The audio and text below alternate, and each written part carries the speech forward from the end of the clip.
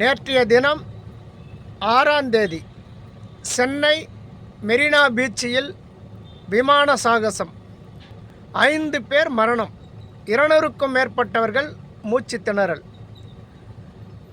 ஏன் இது போன்ற கூட்டம் நெரிச்சல் ஏற்படுகின்ற இடத்தில் இது போன்ற சம்பவங்கள் நடப்பது நேற்றுதானா? எப்போவுமே இது போன்று வேறு எங்கேயும் நடக்கலையா அப்படின்னு கேட்டோம்னா, பெரும்பாலும் கிராமப்புறங்களில் திருவிழா நடக்கின்ற போது எங்கெல்லாம் அளவுக்கு அதிகமாக கூட்டம் இருக்கிறதோ அங்கெல்லாம் இது போன்ற மனம் வருந்தக்கூடிய நிகழ்வு நடக்கிறது.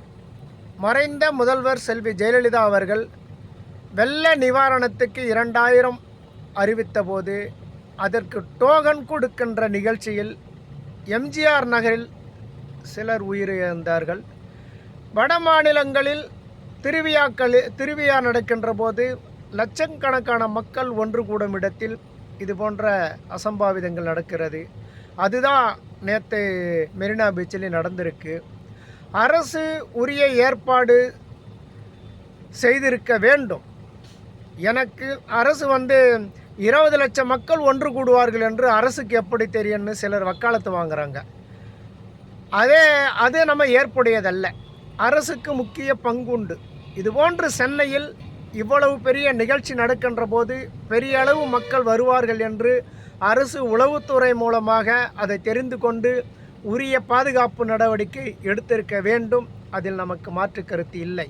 அதே சமயத்தில் மக்களாகிய நாம் ஒரு புதிய திரைப்படம் ரிலீஸ் ஆனால் கூட சரி, எங்கள் தலைவர் படத்தை நான் முதல் தேதியே பார்த்தா உடனே பெரும்பாலான இளைஞர்கள் முண்டி அடிச்சுட்டு போயிட்டு முதல் தேதி பார்க்குறது.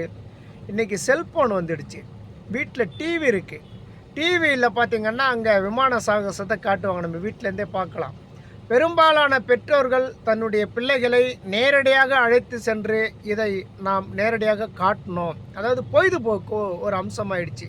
இன்றைக்கி கையில் காசு இருக்குது, எல்லாம் கம்பெனி வேலைக்கு போகிறாங்க, லட்சக்கணக்கில் சம்பளம் வாங்குறாங்க. தன் குழந்தை கொண்டு போய் நேரடியாக காட்டணும், இந்த ஒரு புது அனுபவமாக இருக்கணும்னு சொல்லிட்டு போகிறாங்க. ஆனால் அவர்கள் ஒரு விஷயத்தை யோசிக்கணும்.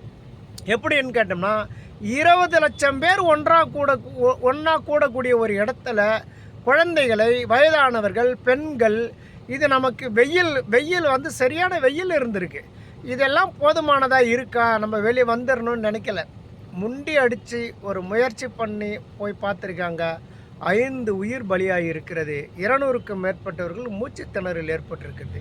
கேட்குறதுக்கு ரொம்ப கஷ்டமாக இருக்குது. விமான சாகசன்றது என்னங்க? போர் விமானங்கள் மேலே போயிட்டு சில சாகசங்கள் செய்வாங்க, அவ்வளோதான். அது அதாவது இதை போய் பார்க்கக்கூடாதா அப்படின்னு கேட்டால் பார்க்கணும். அதுக்கான வாய்ப்பு நமக்கு கூட்ட நெரிச்சல் இல்லைன்னா பரவாயில்லை. சென்னையில் இவ்வளோ பெரிய கூட்டம் போதே நம்ம குழந்தைங்களை அழைச்சிட்டு போகிறோமே, நம்மளுடைய மனைவிக்கு அழைச்சிட்டு போகிறோமே, அதெல்லாம் யோசிக்கணும்.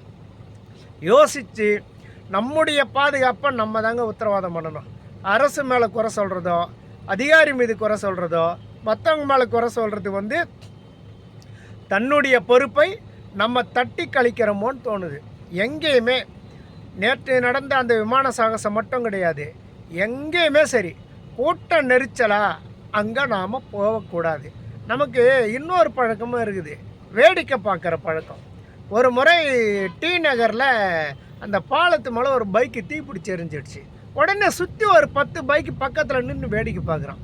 அந்த பைக்கு வெடித்தா நம்ம பைக்குக்கும் பாதிப்பு வரும்னு யாரும் நினைக்கிறதே இல்லை. பெரும்பாலும் எங்கேயுமே நிறைய இடத்துல பார்த்திங்கன்னா ஒரு ஆபத்தை கிட்ட போய் நின்று வேடிக்கை பார்க்குறது நம்ம மக்களுக்கு பழகிடுச்சு.